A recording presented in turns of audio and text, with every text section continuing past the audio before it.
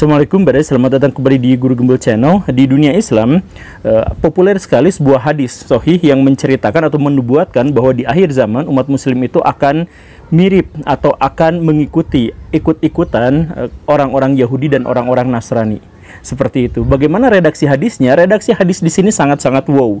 Karena di situ dikisahkan bahwa kalian akan mengikuti umat sebelum kalian, sehasta demi sehasta, sejengkal demi sejengkal, selangkah demi selangkah, walaupun ketika mereka masuk lubang dob sekalipun kalian akan mengikutinya. Kenapa redaksi hadis ini sangat wow? Karena yang pertama, Nabi Muhammad menyebut lubang dob. Lubang dob itu apa? Lubang kadal gurun.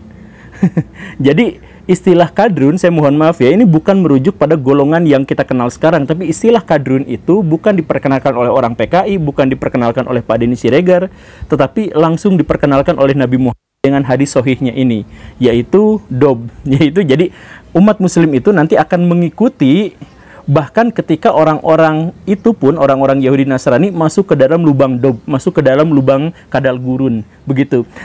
Keunikan yang kedua dari hadis ini adalah bahwa Nabi Muhammad menjelaskan bahwa kalian itu akan mengikuti orang-orang sebelum kalian. Ketika ditanya siapakah orang sebelum kalian itu, Nabi Muhammad menjawab itu adalah Yahudi dan Nasrani. Maka sebenarnya Yahudi dan Nasrani yang dimaksud itu bukan Yahudi dan Nasrani zaman sekarang, tetapi zaman sebelum Nabi Muhammad dan para sahabat ada. Makanya disebutkan sebagai mengikuti umat-umat sebelum kalian. Begitu. Nah, emangnya orang Yahudi dan Nasrani berbeda dengan Yahudi dan Nasrani zaman sekarang? Ternyata sangat berbeda. Dan di episode ini kita akan membahas bukan untuk saling menghujat, bukan untuk saling menjelekan, tetapi untuk sama-sama berteriak wow, karena ternyata ada banyak sekali fakta-fakta yang aneh yang jarang sekali diungkap. Kita akan bahas salah satu dimensi sejarah yang kurang populer. Jadi ayo kita mulai.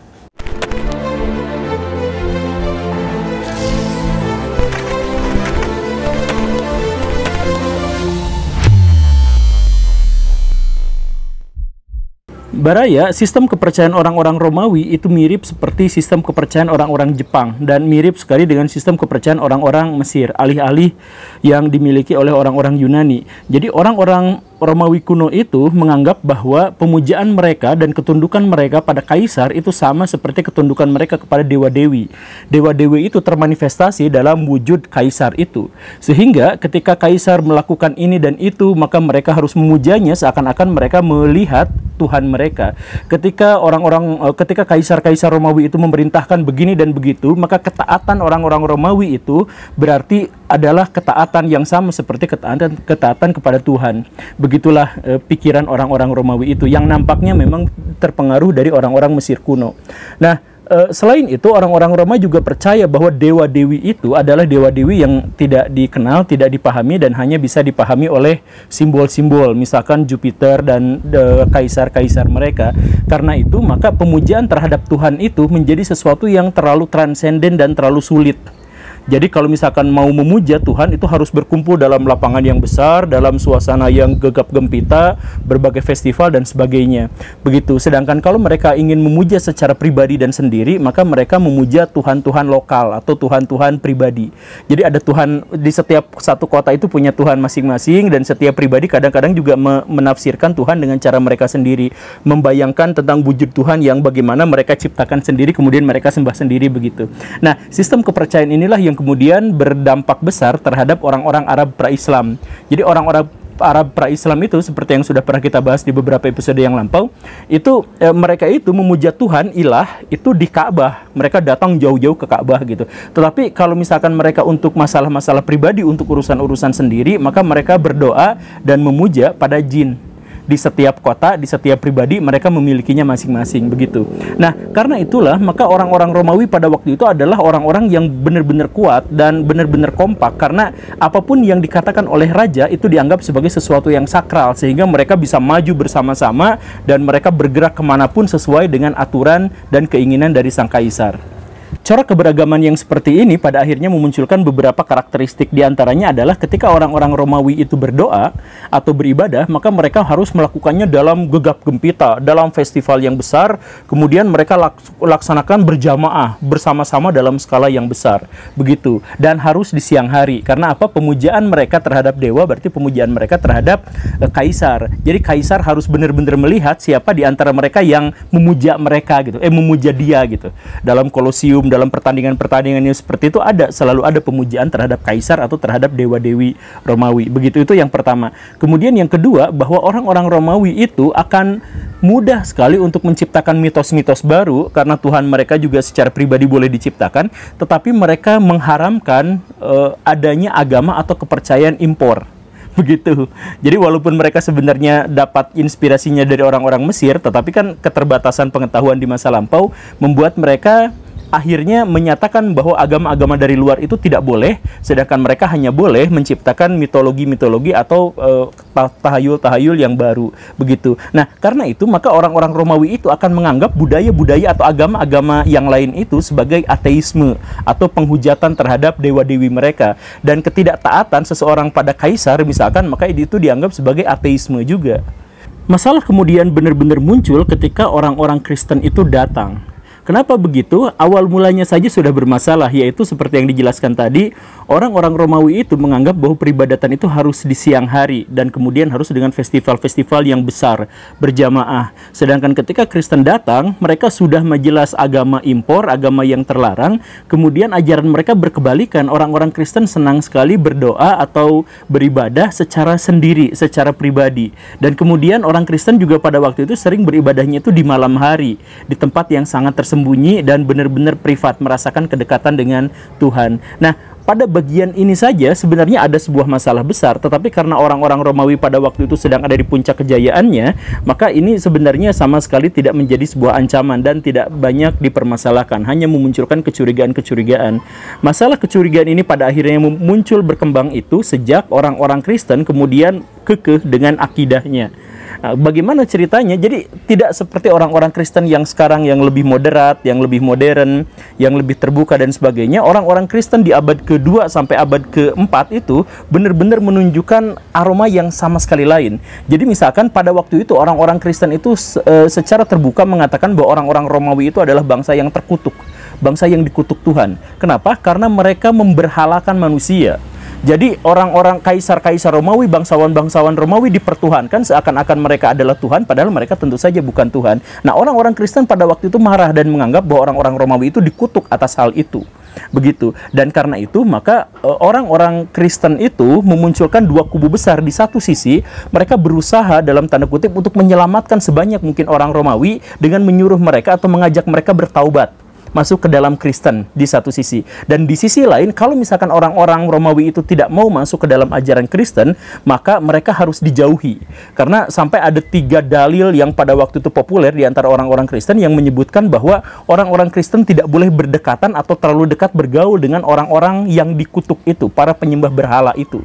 Begitu. Nah, ini kemudian memunculkan segregasi, jadi memunculkan pemisahan. Jadi orang-orang Kristen yang sejak awal sebenarnya sudah dicurigai, kemudian memunculkan masalah yang lebih besar lagi ketika orang-orang Kristen tidak mau terlalu berdekatan intensif bergaul dengan orang-orang Romawi. Yang pertama. Kemudian yang kedua, orang-orang Kristen juga pada waktu itu mengeluarkan begitu banyak fatwa yang menjelaskan bahwa kita orang-orang Kristen tidak boleh mengikuti segala jenis festival-festival orang-orang Romawi. Kenapa? Karena seperti yang dijelaskan tadi bahwa orang-orang Romawi itu memuja Tuhan mereka yang termanifestasi dalam kaisar-kaisar mereka melalui banyak festival, minum-minum, rame-rame, berjamaah, ngadain kegiatan-kegiatan atletik dan sebagainya. Nah, kegiatan itu disebut sebagai pemujaan, maka orang-orang Kristen pada waktu itu mengeluarkan fatwa tidak boleh ikut-ikutan sama yang seperti itu. Ini memunculkan masalah yang lebih pelik lagi. Karena apa? Karena orang Romawi mempersatukan yang tadi itu politik dengan agama. Jadi siapapun yang tidak beragama seperti yang mereka, tidak ikutan festival, tidak ikutan memuja dewa-dewi mereka dan sebagainya, maka mereka itu adalah orang-orang ateis. Jadi orang Kristen menyebut orang Romawi sebagai bangsa terkutuk, sedangkan orang Romawi menyebut orang Kristen itu sebagai bangsa ateis. Ketika benturan kebudayaan itu semakin lama semakin menguat, maka orang-orang Kristen itu pada akhirnya memunculkan lebih banyak fatwa lagi untuk membentengi akidah dari kelompoknya, dari kelompok Kristen, dari pengaruh orang-orang Romawi. Saya mencatat ini ada beberapa fatwa-fatwa yang dikeluarkan oleh orang-orang Romawi terdahulu. Yang pertama itu adalah ikut-ikutan festival orang-orang Romawi itu haram. Itu penyembah berhala, itu kafir. Kemudian ikut dinas militer juga kafir. Kemudian membuat patung tentu saja kafir, karena itu mengikuti orang-orang Romawi, tasyabuh kepada orang-orang Romawi. Kemudian nonton teater itu haram, karena teater pada waktu itu diselenggarakan oleh para pemuja berhala. Kemudian nonton atletik, nonton olahraga itu juga haram, diharamkan. Kemudian makan bersama orang-orang Romawi juga haram, karena dagingnya adalah daging yang haram, yang tidak disembelih oleh orang beriman. Kemudian tradisi Romawi secara keseluruhan juga haram. Kalau misalkan Baraya menganggap bahwa kok ini ada yang mirip-mirip dengan yang ada sekarang gitu ya, ya memang pada kenyataannya adalah seperti itu, dan sumber-sumber saya pikir ini bisa dipertanggungjawabkan. Kalau Baraya kemudian menghubung-hubungkan dengan sifat kadrun misalkan yang zaman sekarang, ya itu mah silahkan aja, bukan saya. Tapi kalau Baraya menghubungkan itu, ya mungkin saja sah-sah saja karena banyak kemiripan di sini. Dan karena kemudian masyarakat itu benar-benar tersegregasi, benar-benar terpisah walaupun dalam satu kekaisaran, maka muncullah desas-desus, muncullah saling curiga, saling ketidaksukaan yang semakin lama itu semakin membesar gitu. Apalagi ketika orang-orang Kristen dalam pandangan orang Romawi itu benar-benar aneh, udah ibadahnya malam-malam, kemudian mereka nggak mau gaul sama kita, nggak mau gabung, nggak mau memuja dewa ini itu dan sebagainya. Maka setiap terjadi bencana alam, maka orang Kristen yang pasti disalahkan, apapun itu. Mau kekeringan, ini gara-gara orang Kristen tidak mau memuja dewa kita. Ada banjir, ini pasti orang-orang Kristen dan sebagainya gitu. Ada muncul desas-desus yang seperti itu, sehingga ketika terjadi bencana alam, seringkali orang Kristen yang langsung dieksekusi. Nggak tahu gimana hubungannya, pokoknya orang-orang Romawi itu sedikit-sedikit menjadi benci kepada orang-orang Kristen gitu. Jadi krisis ekonomi, wah ini gara-gara orang Kristen. Kemudian kita sekarang kalah perang, wah ini gara-gara konspirasi Kristen dan sebagainya yang seperti itu. Dan semakin lama semakin bertambah terus pemisahannya sampai-sampai ini ada beberapa kesalahpahaman yang lucu gitu. Seandainya mereka itu bersatu pada waktu itu atau saling berbaur, maka kesalahpahaman ini tidak akan terjadi. Tetapi pembantaian justru terjadi gara-gara kesalahpahaman ini. Kesalahpahaman yang pertama itu adalah bahwa orang-orang Kristen itu kan punya ekaristi. Ya, Baraya yang non-Kristen mungkin kurang paham, tapi kurang lebihnya ada semacam perjamuan di mana orang-orang Kristen itu terbiasa ngomong, saya makan daging Yesus, makan daging Kristus, dan minum darahnya gitu. Yang semacam itu, yang sebenarnya itu kan sebenarnya adalah kalimat yang tidak bisa ditafsirkan secara harfiah, tetapi gara-gara orang Romawi pada waktu itu curiga, dan kemudian sering dengar orang-orang Kristen ngomong, kami makan daging Yesus dan meminum darahnya dan sebagainya, maka orang-orang Romawi itu berpikir bahwa orang Kristen pada waktu itu tuh kanibal. Dan ada masalah yang lain lagi, bahwa orang Kristen pada waktu itu kalau bertemu dengan sesamanya itu manggilnya anak antum, akhi ukhti. Jadi akhi kemana aja, akhi gitu kan, saudara gitu ya. Jadi saudara mau kemana aja gitu kan. Orang Kristen itu memang terikat pada sistem iman yang sama. Jadi siapapun sesama orang Kristen itu diikat pada persaudaraan. Jadi disebutnya saudara. Jadi kalau orang Kristen manggil orang Kristen yang lain, saudara kemana gitu. Ya seperti yang kita kenal sekarang. Nah, orang-orang Romawi gak paham dengan bahasa itu, dan mereka mengiranya jadi orang itu saudaraan berarti mereka tuh incest gitu. Jadi keluarga mereka itu saling campur satu sama lain. Jadi bapaknya ini dikawinkan sama ininya, terus ini kawin lagi, kawin campur gitu, incest tabu gitu. Jadi orang-orang Romawi pada waktu itu benar-benar menganggap bahwa Kristen itu biang penyakit. Udah mah ibadahnya di malam hari, sendirian, mereka kanibal, kemudian mereka juga incest tabu dan sebagainya. Maka disinilah pada akhirnya orang-orang Kristen kemudian mendapatkan diskriminasi dan kemudian bullying, persekusi, dan akhirnya pembantaian. Tak jarang juga genosida. Jadi kalau misalkan Baraya nonton misalkan atau menyimak kisah Kaisar Nero, kenapa begitu bencinya sama orang Kristen dan sebagainya, ya karena selain masalah-masalah internal yang terjadi di Roma pada waktu itu, juga gara-gara orang Kristen pada waktu itu benar-benar berbeda gitu, bener-bener gak mau gabung, gampang mengkafir-kafirkan, nyebut kita berhala apa dan sebagainya, sehingga pada waktu itu dibantai gitu. Nah, tetapi justru pada masa pembantaian itulah setelah orang-orang Kristen banyak yang dibantai, disiksa, ternyata orang Kristen itu teguh, imannya kuat sekali pada waktu itu.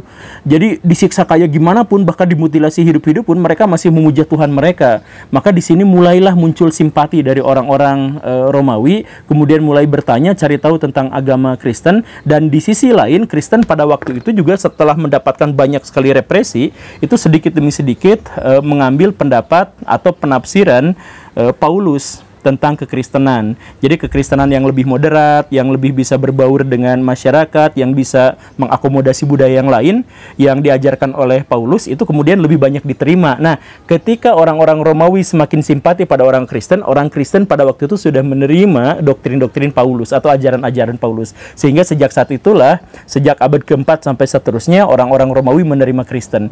Tetapi yang harus dipahami bahwa kalau misalkan ada kalimat Nabi Muhammad menyebut bahwa kalian akan mengikuti umat sebelum kalian, kemudian ada yang bertanya apakah Yahudi dan Nasrani, kemudian Nabi Muhammad mengkonfirmasinya, maka Yahudi dan Nasrani yang dimaksud itu adalah Yahudi yang pas zaman ini gitu, yang kafirin, gak boleh ikutan ini, haram apa dan sebagainya, yang seperti ini gitu. Ya ini mah tafsiran saya aja gitu. Jadi kalau Baraya menganggap bahwa ini adalah ada fenomena yang serupa dengan ini, ya bisa benar, bisa salah. Tetapi yang harus ditekankan di sini bukan menunjuk pihak lain sebagai satu golongan tertentu, tetapi menggarisbawahi bahwa sejarah itu fenomenanya selalu berulang, terlepas siapakah yang akan memerankan karakternya. Semoga dipahami. Terima kasih karena sudah menyimak. Saya Guru Gembul. Assalamualaikum warahmatullahi wabarakatuh.